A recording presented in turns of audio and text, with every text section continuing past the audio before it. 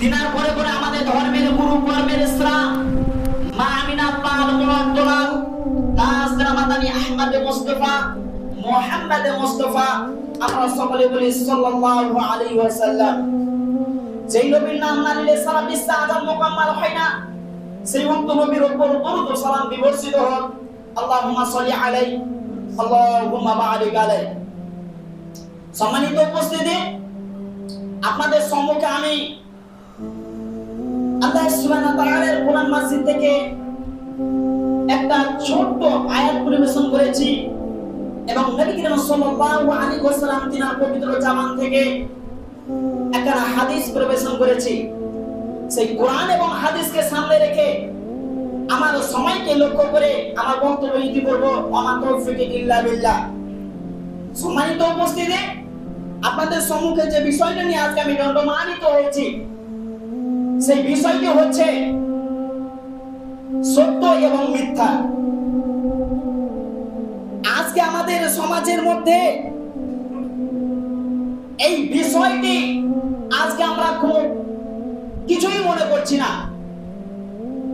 সত্য এবং মিথ্যা এই বিষয়টি আজকে আমরা কোনো গুরুত্বই দিচ্ছি না। মনে হচ্ছে এটা কোনো পাপই না, মনে হচ্ছে এটা কোনো কথাই না।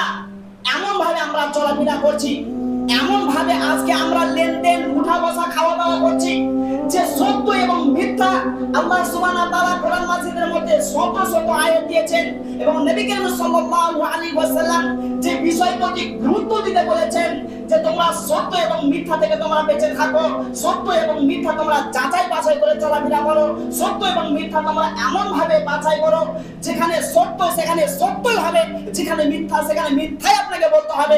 মিথ্যা জায়গায় আপনাকে সত্য বললে চলবে না এবং মিথ্যা সত্যর জায়গায় আপনাকে মিথ্যা বললে চলবে না, আর সত্যর জায়গায় আপনাকে মিথ্যা বললে চলবে না। এইরকম ভাবে আপনাকে করতে হবে। সম্মানিত উপস্থিতি, আজকে আমাদের সমাজের মধ্যে এই সত্য মিথ্যাটা মারাত্মক ভাইটাল পয়েন্ট। এই পয়েন্টটাকে আমাদের মাথায় রাখতে হবে, কারণ একটি মিথ্যার জন্য একটি মানুষের জান চলে যেতে পারে, একটি মিথ্যা সাক্ষী দেওয়ার কারণে একটা মানুষের জান চলে যেতে পারে এবং একটি সত্য কথা বলার কারণে একটি মানুষের জান বেঁচে যেতে পারে। তাই কোনো মানুষকে মিথ্যা দিয়ে খুশি করছে তাকে সত্য বলে কাঁদানো অনেক ভালো। কারণ আপনি মিথ্যা দিয়ে তাকে আশ্রয় দিলেন, আপনি মিথ্যা বলে তাকে আপনি হুক দিলেন, আপনি মিথ্যা বলে তাকে আপনি কি করলেন, তার মনটাকে সাহস দিলেন। কিন্তু পরবর্তীতে যখন সে জানতে পারবে মিথ্যাটা, পরবর্তীতে যখন জানতে পারবে সত্যটা, তখন সে ভেঙে পড়ে যাবে। তাই প্রথমে তাকে আঘাত দিতে হলে সত্য দিয়েই করতে হবে, কারণ মিথ্যা বলে কোনো মানুষকে মানে খুশি করছে তাকে সত্য বলে কাঁদানো অনেক ভালো। সম্মানিত উপস্থিতি, তাই আপনাকে জানতে হবে মিথ্যাকে সব পাপের জননী বলা হয়েছে, মিথ্যাকে সব পাপের জননী বলা হয়েছে। একটি মিথ্যা থেকে শত শত পাপের সূত্রপাত হয়। তাই খুব সাধারণ বিষয় মিথ্যা বলা যাবে না। এতে করে যে কেউ ধীরে ধীরে মিথ্যা বলার অভ্যস্ত হয়ে যায়। যে কোনো বিষয় তার মুখ দিয়ে বকবক মিথ্যা বেরিয়ে আসে। মিথ্যা বলতে আর কোনো সে দ্বিধাবোধ করে না, মিথ্যা বলতে কোনো সে দ্বিধাবোধ করে না। মিথ্যাকে শুধু ধর্মের দৃষ্টিকোণ থেকে কেবল ঘৃণা করা হয় না।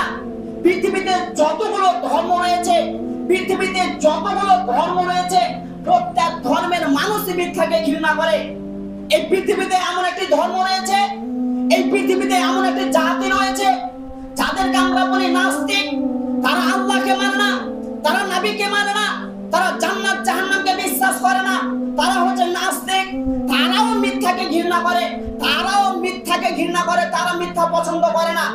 এই পৃথিবীতে এমন কোন মানুষ বসবাস করে যারা দিন রাত 24 ঘন্টা মিথ্যা কথা বলে।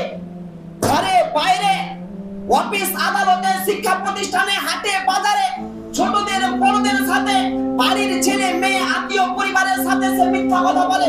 কিন্তু সে ব্যক্তিও চায় মানুষেরা আমার সাথে সত্য কথা বলুক, মানুষেরা আমার সাথে সত্য কথা বলুক, সেই ব্যক্তিও চায়। তাই মিথ্যা বলতে আমাদেরকে মানে মিথ্যা থেকে আমাদেরকে দূরে সরতে হবে। কারণ নবী করিম সাল্লাল্লাহু আলাইহি ওয়াসাল্লাম যে বলছেন আল্লাহ সুবহানাহু ওয়া তাআলা, আল্লাহ সুবহানাহু ওয়া তাআলা কোরআন মাজিদের মধ্যে বলছেন সূরা তাওবা 119 নম্বর আয়াতে আল্লাহ সুবহানাহু ওয়া তাআলা বলছেন, কি বলছেন? ইয়া তাকুল্লাহ ওয়া কুনু মা'আস সাদিকিন। আল্লাহ সুবহানাহু ওয়া তাআলা বলেন সূরা তাওবা 119 নম্বর আয়াত আল্লাহ সুবহানাহু ওয়া তাআলা বলেন কি বলেন? ইয়া আইয়ুহাল্লাযিনা আমানু, হে ঈমানদারগণ, হে বিশ্বাসীগণ, হে আল্লাহবিরগণ, হে মুত্তাকিগণ, আমানুত্তাকুল্লাহ, তোমরা আল্লাহকে ভয় করো, তোমরা আল্লাহকে ভয় করো। ওয়া কুনু মা'আস সাদিকিন, এবং তোমরা সত্যবাদীদের সঙ্গে তোমরা কি করো? সংযুক্ত হও, এবং তোমরা সত্য কথা বলো, এবং তোমরা সত্যের সাথে তোমরা জড়িত থাকো, তোমরা মিথ্যা থেকে দূরে সরে যাও। সম্মানিত উপস্থিতি, এই আয়াত থেকে আমরা কি বুঝতে পারলাম? এই আয়াত থেকে আমরা কি বুঝতে পারলাম? এই আয়াত থেকে আমরা একটা জিনিস বুঝতে পারলাম যে আল্লাহ সুবহানাহু ওয়া তাআলা কোরআন মাজিদের মধ্যে বলেছেন, ইয়া আইয়ুহাল্লাযিনা আমানু, হে ঈমানদারগণ, হে বিশ্বাসীগণ, হে আল্লাহবিরগণ, আমানুত্তাকুল্লাহ, তোমরা আল্লাহকে ভয় করো। আর যে ব্যক্তি আল্লাহকে ভয় করবে সে কোনোদিন মিথ্যা বলতে পারে না। যে ব্যক্তি আল্লাহকে ভয় করবে সে কোনোদিন হারাম খেতে পারে না। যে ব্যক্তি আল্লাহকে ভয় করবে সে কোনোদিন বেপরদা হতে পারে না। যে ব্যক্তি আল্লাহকে ভয় করবে সে কোনো অন্যায়, অত্যাচার, অবিচার, নির্যাতন, জুলুম কার্য করবে সে থাকতে পারে না। সম্মানিত উপস্থিতি, এই জন্য আল্লাহ সুবহানাহু ওয়া তাআলা কি বলেছেন? আমানুত্তাকুল্লাহ, প্রথমত আল্লাহকে ভয় করতে হবে। আল্লাহকে ভয় করতে গেলে আপনি ঈমানদার হবেন। আর আল্লাহ সুবহানাহু ওয়া তাআলা খাস করে বলতেন, হে ঈমানদারগণ, হে বিশ্বাসীগণ। আর আল্লাহকে ভয় করে কারা? যারা ঈমানদার, তারা একমাত্র আল্লাহকে ভয় করে। একজন মদ মাতালিক মানুষ আল্লাহকে ভয় করতে পারে না। একজন পীর পূজারী মানুষ আল্লাহকে ভয় করতে পারে না।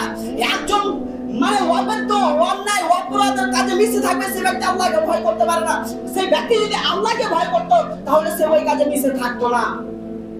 সম্মানিত উপস্থিতি, তাহলে আমাদেরকে আল্লাহকে ভয় করতে হবে। আর আল্লাহকে ভয় করতে গেলে আমরা কি থেকে বেঁচে যাব? মিথ্যা থেকে বেঁচে যাব। আর মিথ্যা থেকে বাঁচার জন্য আপনাকে আল্লাহকে ভয় করতে হবে। 24 ঘন্টা আপনাকে তাওয়াক্কুল তো বুকের মধ্যে এখানে আল্লাহকে সব সময় রাখতে হবে। আর আল্লাহকে যদি ভয় করেন তাহলে আপনি কোনো সময় মিথ্যা কথা বলতে পারেন না। চলুন আপনাকে নিয়ে যাই। আল্লাহ সুবহানাহু ওয়া তাআলা কোরআন মাজিদের মধ্যে বলেন, সূরা ইসরা 8 নম্বর আয়াতে আল্লাহ সুবহানাহু ওয়া তাআলা বলেন, কি বলেন? ওয়াকুল রব্বি আদখিলনি মুদখালা সিদকিন ওয়া আখরিজনি মুখরাজা সিদকিন ওয়াজআলনি মিন লাদুনকা সুলতানান নাসীরা।